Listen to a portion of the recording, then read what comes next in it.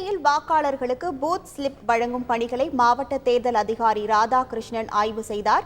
இது குறித்தான கூடுதல் தகவல்களோடு இணைகிறார் நமது செய்தியாளர் பாஸ்கர். வணக்கம் பாஸ்கர். ராதாகிருஷ்ணனுடன் வேறு யாரெல்லாம் இந்த ஆய்வை மேற்கொண்டார்கள்? மேலும் எவ்வளவு வாக்காளர்களுக்கு எவ்வளவு சதவீதம் இந்த பூத் ஸ்லிப் வழங்கும் பணியானது நிறைவடைந்திருக்கிறது? விவரங்கள். தமிழகம் முழுவதும் 39 மக்களவை தொகுதிகளில் தேர்தலுக்கான அந்த பூத் ஸ்லிப் என்பது விநியோகம் செய்யப்படும் பணி என்பது இன்று தொடங்குகிறது.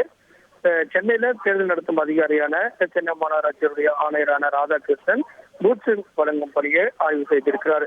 இந்த பூத் ஸ்லிப் முதல்ல அரசியல் கட்சிகள் தான் கொடுத்துதான் அதன் அடிப்படையில அந்த சின்னங்கள் பொருத்தி அதன் அடிப்படையில அந்த பூத் ஸ்லிப் வாக்காளர் வழங்கப்பட்டு வந்தது.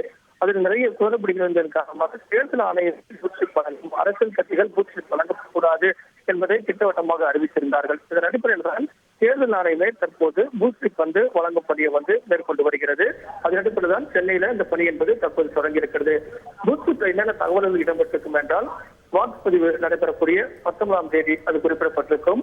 அதில் வாக்குப்பதிவு நடைபெறக்கூடிய காலை 7 மணி முதல் மாலை 6 மணி வரை அப்படிங்கிற அந்த நேரம் குறிப்பிடப்பட்டிருக்கும்.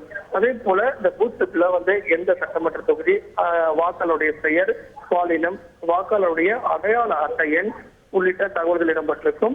பாகம் எண், பாகத்தினுடைய பெயர், அதாவது எந்த வாக்குச்சாவடி மையத்துல அவர் வாக்களிக்க வேண்டும் என்ற தகவல் எல்லாமே இந்த பூத் ஸ்லிப்லயே தெரிந்து கொள்ளலாம். இதை அடிப்படையாக கொண்டு வாக்களிக்கலாம். ஆனால் இந்த வாக்களிக்கும் போது இந்த பூத் ஸ்லிப் ஒரு ஆவணமாக எடுத்துக் கொள்ளப்படாது. அதே நேரத்துல மாற்று ஆவணங்கள், வாக்காளர் அடையாள அட்டை, அதே போல ரேஷன் கார்டு உள்ளிட்ட வாக்காளர் அடையாள அட்டைக்கு தொடர்பான ஆதார் கார்டு, பாஸ்போர்ட், இது உள்ளிட்ட ஆவணங்கள் கொடுக்கப்பட்டது. அதை மாற்று ஆவணங்களாக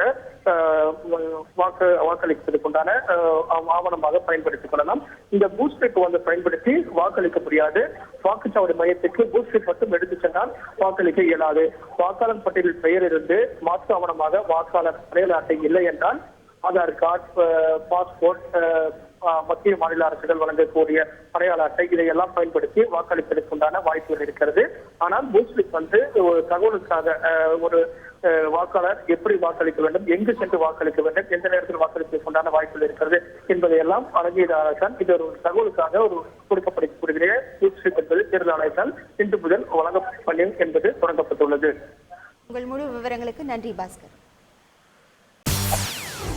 செய்திகளை உடனுக்குடன் தெரிந்து கொள்ள உடனே சப்ஸ்கிரைப் பண்ணுங்க.